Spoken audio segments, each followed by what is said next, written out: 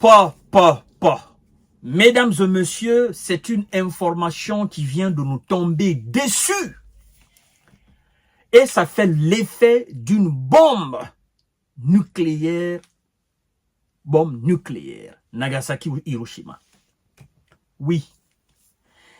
C'est une déclaration, c'est une révélation d'un ancien sous-secrétaire à la défense américaine. C'est pas donc n'importe qui. Tous les médias occidentaux et la plupart des médias du monde qui suivent de près la situation ukrainienne, tous sont au même niveau d'information par rapport à cette déclaration de cet ancien haut responsable américain. C'est pas n'importe qui, mesdames et messieurs. Il s'appelle Stéphane Briand. Qu'est-ce qu'il a dit? C'est ce que nous allons voir dans cette émission. Ça concerne directement la France. Ça concerne directement l'armée française, mesdames et messieurs. Ça concerne directement la déclaration du président français.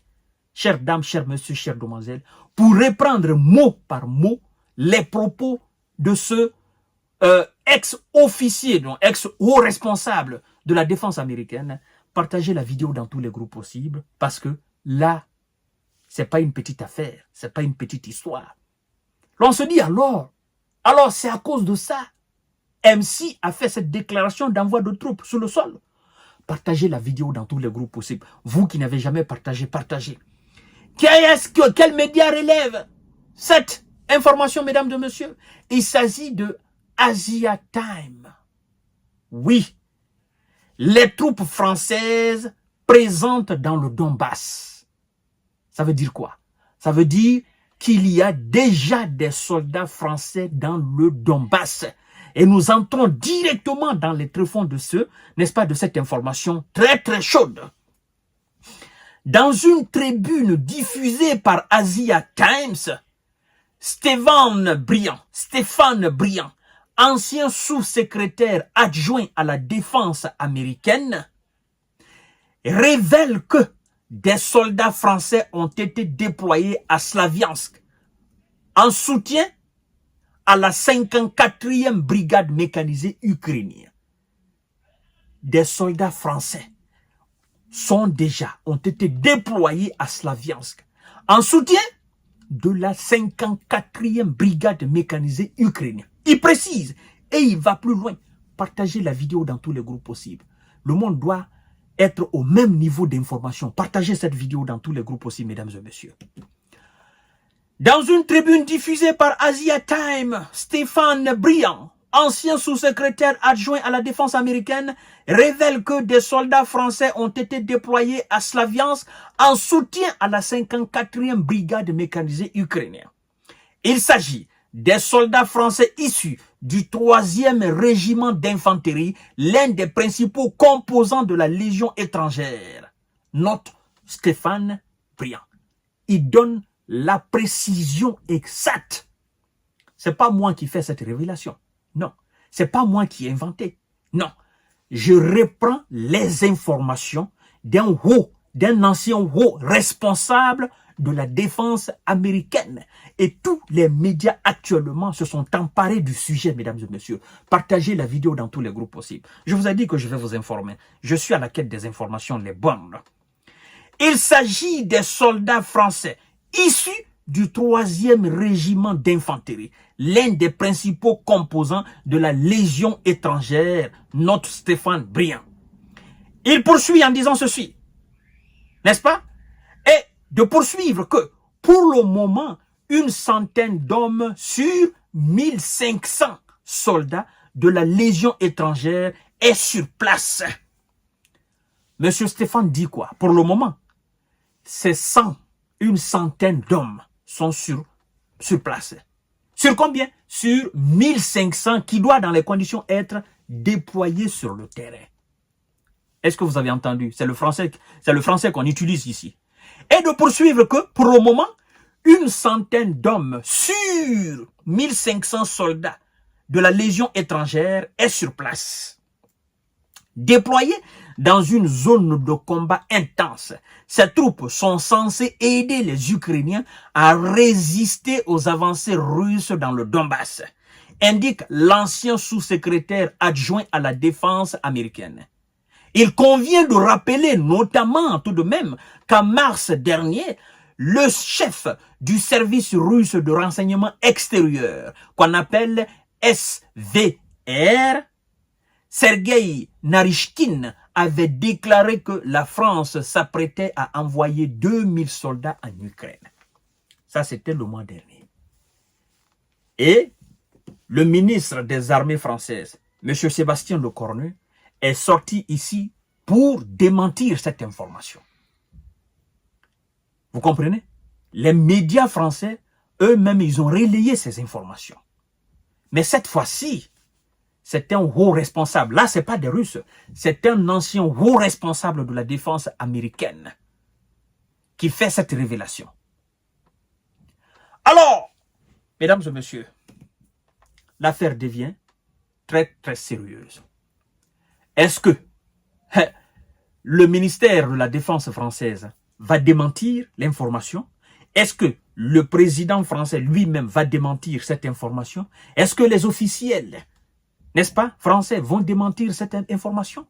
Ou est-ce que c'est une information réelle? Parce que, attention quand même, attention, Monsieur Emmanuel Macron a plusieurs fois dit rien n'est exclu, rien n'est exclu. Ou bien, il savait déjà qu'il avait envoyé des gens et qu'il s'apprêtait certainement à officialiser, ou bien il a pris le devant, pensant que ses pairs, c'est-à-dire ses homologues européens de l'OTAN, allaient le suivre. Tel n'a pas été le cas. Et donc, aujourd'hui, on fait cette révélation. Alors, chères dames, chers messieurs, chers Loumaz, je sais certainement, il y aura des démentis. Mais ce qui est sûr, il y a quelque chose qui se trame. Vous comprenez? Moi, je ne suis plus là. Qu'il soit au nombre de 100, qu'il soit au nombre de 1500, de la Légion étrangère, je ne suis plus là. La question qu'il faille se poser à ce niveau-là, qu'est-ce que 100 hommes ou 1500 soldats peuvent faire sur le terrain de bataille face à cette armée russe? Même s'ils sont au nombre de 2000. Qu'est-ce que 2000 soldats français peuvent faire face à l'armée russe là? Même s'ils sont là pour aider les Ukrainiens à résister, mais qu'est-ce qu'ils peuvent faire réellement? Quels moyens disposent-ils? C'est là ma question en fait. Pensez-vous réellement qu'ils peuvent changer la donne? Bien sûr que non. Ils n'ont pas les moyens.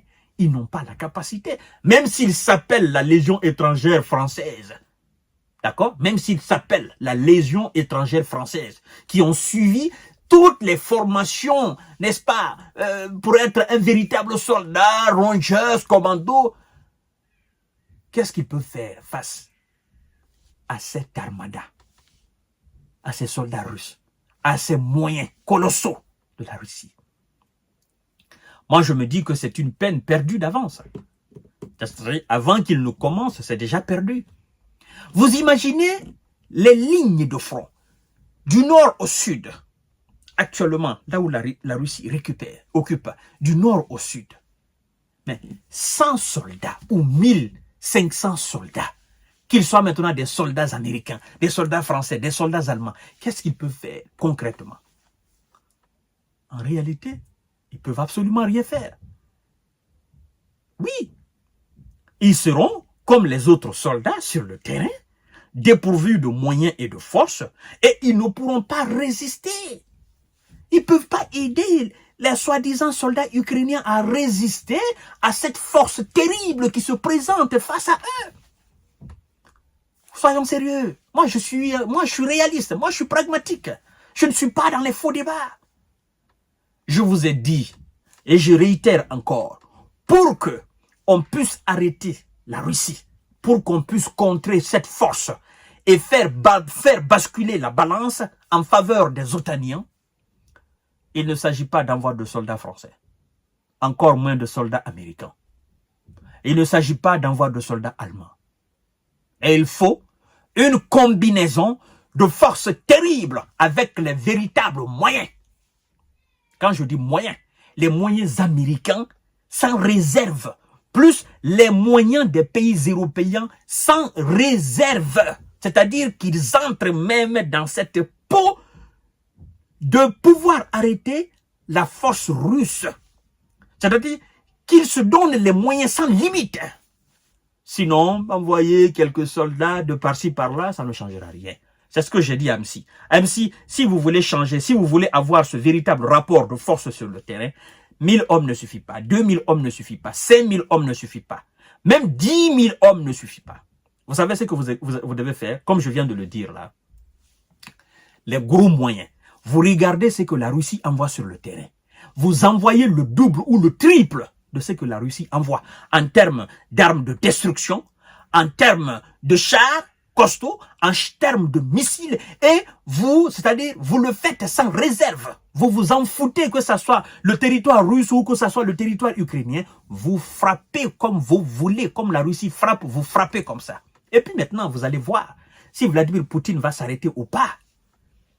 Mais vous ne pouvez pas, moi ça me fait rire, parce qu'en réalité, c'est ce que la Russie est en train de faire. Hein. Je vous ai dit la fois dernière, la Russie, elle n'a pas de réserve. C'est-à-dire, pour dire non, elle n'a pas de réserve.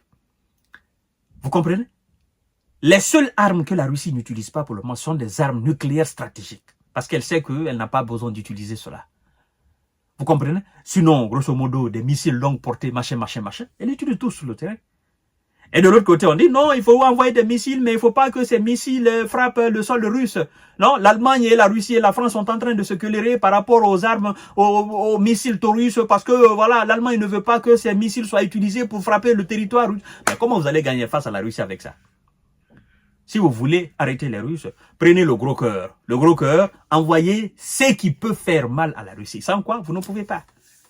D'accord? Toutes ces informations que nous passons là, ce sont des informations. Ça reste à l'état information. Et puis, le monde continue de fonctionner. La Russie continue de pilonner vos soldats sur le terrain.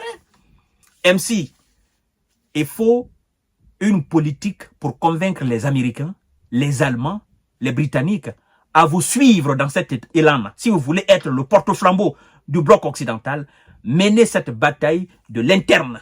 Convaincre tous vos homologues pour qu'ils puissent lever une armée. Voilà, qu'on dise oui, ça c'est l'armée occidentale. Voilà, qu'ils partent sur le terrain avec vous. Sinon, légion étrangère, légion nationale, machin. Moi, je ne sabote pas, mais je ne vois pas, ça ne peut pas peser dans la balance face à cette armée russe. C'est petit au fait, c'est petit. Et même si vous allez gâter votre nom pour rien, vous allez vous humilier tout seul. Parce que on va les éliminer un à un et puis on dira bon la France a envoyé des soldats et puis ça s'est limité là, ils n'ont pas fait la différence. La Russie d'ailleurs continue de grimper et puis voilà. Vous allez gâter votre nom pour rien. Hein? Vos propres homologues dans votre propre bloc, ils sont en train de vous démentir, ils sont en train de vous combattre de gauche à droite. En face aussi, la Russie est en train de vous humilier. Ben, en réalité, quel est l'objectif recherché dans cet envoi des soldats français sur le terrain? Je ne vois pas l'objectif. Si au moins vos propres homologues, vos propres amis dans votre propre bloc vous suivaient et que vous étiez opposé à la Russie, là on pouvait comprendre. Mais devant on vous combat, derrière on vous soutient pas. Et vous voulez quoi? Vous seul, vous ne pouvez rien. Vous ne pesez rien face à la Russie. C'est ça, en fait. Chères dames, chers messieurs, chères demoiselles, à tout à l'heure pour notre série d'informations de décortiquage. Partagez la vidéo dans tous les groupes possibles. Monsieur Emmanuel Macron, arrêtez de vous humilier tout seul. D'accord? Revenez dans l'esprit de l'OTAN. Restez dans cet esprit-là. Vous n'êtes pas le Superman, n'est-ce pas? Pour faire exploser la Russie tout seul. Vous n'avez pas les moyens. Vous n'avez pas ce pays parce que le peuple ne vous y tiendra jamais, n'est-ce pas? Dans cet élan-là.